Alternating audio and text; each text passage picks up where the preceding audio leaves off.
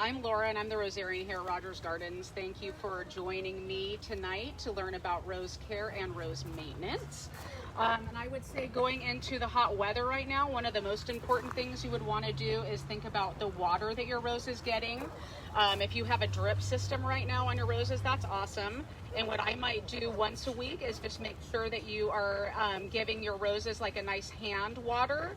Sometimes when it's really hot, you can water them down and you can get off the spider mites, spider webs, any dust or anything that's accumulating on your roses. They typically say don't water your roses, don't get, have a sprinkler hitting them.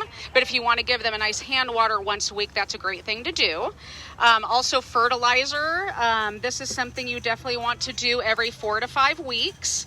And you want to start this in February. Think Valentine's Day to Halloween for fertilizing. And right now this is super important. If you forgot to do it in spring, now's a good time to do it. I would also recommend mulching your roses. Going into the hot weather, that's going to help keep the moisture in the roots, and it also helps keep weeds and insects out and away from the area. And now going into July, you're going to see some rust on your roses. And for the rust or for powdery mildew, this is what I use for my roses. The Rose and Flower, the 3-in-1. And this is a really easy spray to use for powdery mildew. If you have rust on your roses, you're going to see it underneath the rose. It's a little bit of rust, and you're just going to want to pull your leaves off carefully and dispose of those. Don't just leave them under your rose bush because it's an airborne fungus and it can, get on your other plants. The powdery mildew, just spray that. I kind of do mine like 2 weeks on, 2 weeks off. You kind of want to do preventative maintenance on your roses. The spinosad is going to be for your sawfly. That's what's happening on your roses right now. If you see the little bit of the netting, you see something kind of eating your rose leaf, and it looks like a net. That's called sawfly. The spinosad's good for that. Also, this time of year, you're going to start seeing some yellowing of the leaves. That can be rust, but that can also be just old leaves. So again, pull those off and dispose of them. And if you have some roses that are like really big right now and heavily foliated in the center, now's a good time to kind of clean them out before it gets hot. Either you can pull the leaves or you can kind of trim some of your center. Anything that's smaller than a pencil, anything that's like crisscrossing or dead or not looking good.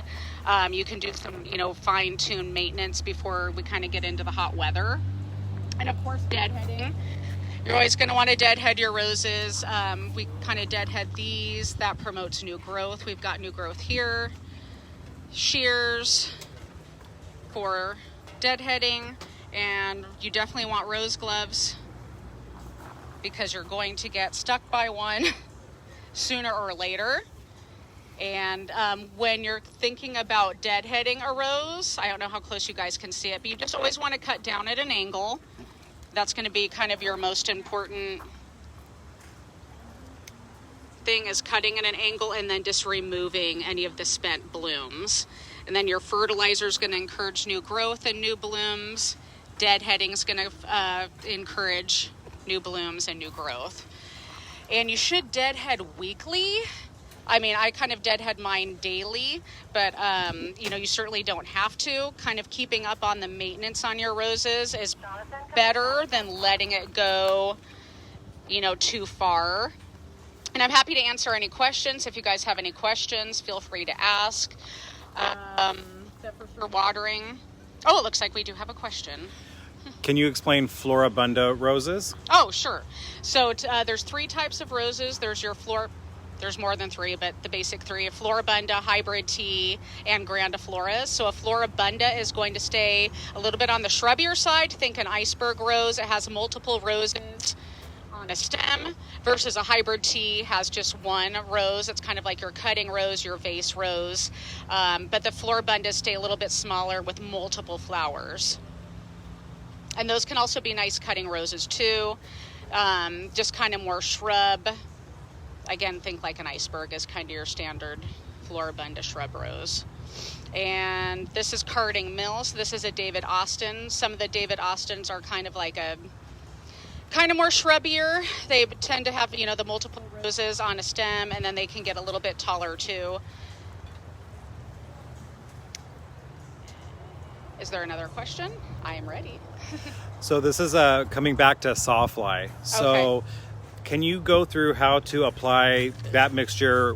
What's special about that mixture, and how often? What if the Sawfly comes back? Well, so this is just a spray on. Oh, this one, sorry. This one is just, it's ready to go spray. So you're just going to spray the rose. You're going to spray the top of the leaf and then like underneath, if you can get underneath. And so I typically kind of do 2 weeks on, like once a week. I'll fertilize or spray like on a Sunday. I'll spray the following Sunday. And then you should be fine after that. And then this has spinosad in it. So that is what's going to, take care of the little sawfly and their problems. And those kind of do tend to come back. That's when you kind of want to do 2 weeks on, 2 weeks off. And was there another question? Heather is saying she has something that looks like it is eating through the leaves on her roses, holes about the size of a nail head. Sounds like that might be the sawfly, that lacy appearance. Yeah, if it's lacy, it's for sure sawfly. There can be, other insects too right now that could be eating it. Kind of the Captain Jack spinosad kind of takes care of pretty much the gamut of insects. This is kind of your insect one, and then this is going to be more for like the powdery mildew, the fungal type issues, and then this also takes care of spider mites and aphids too. So that is a nice one. And we had a couple questions with regard to the time to prune. Oh, okay. So I know you spoke about doing it not when the weather's going to tax the plants. Yeah, so you kind of do your hard prune in like the December, January. That's when you really cut it back and defoliate. And then what I was kind of talking about was just cleaning it up in the summertime, was just kind of the center area. For me, in August, when it gets really hot, I'll kind of talk about this in another seminar, but happy to address it now. In August, I'll do not a hard prune, but a medium prune. Just because once it gets really hot and your roses kind of die back and they're not looking good, it's good to give them a prune, give them a fertilize, and then for fall, you're going to have a whole beautiful spring bloom. Like you did in spring, you're going to have another fall bloom. You don't necessarily need to cut as hard back in August, but I cut mine pretty hard last year, and my fall, I had roses going into Christmas, and it was pretty amazing. I think we have time for one more question for sure. Awesome. This is about aphids. There's a person in Utah asking, do we have aphids Utah. Here? And we do, yeah. yes. So could you talk a little bit about aphid prevention or maintenance? Just kind of like how you tackle aphids. I don't know of an aphid prevention. They love the new growth. They love the new buds. The best and easiest thing you can do is kind of use a hose. You can literally just hose them off. Sometimes I'll flick them off with my finger. It depends on how many roses you have.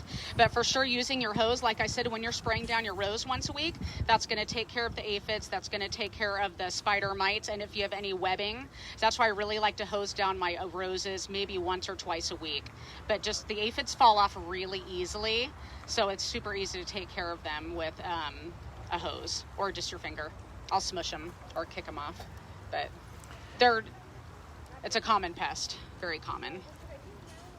And thank you guys for joining me, and we look forward to seeing you guys every Friday at 4, and then Saturdays and Sundays about 9 o'clock. This weekend we don't because of the 4th of July holiday, but we look forward to having you join us and our various topics, and have a very happy holiday. Thank you.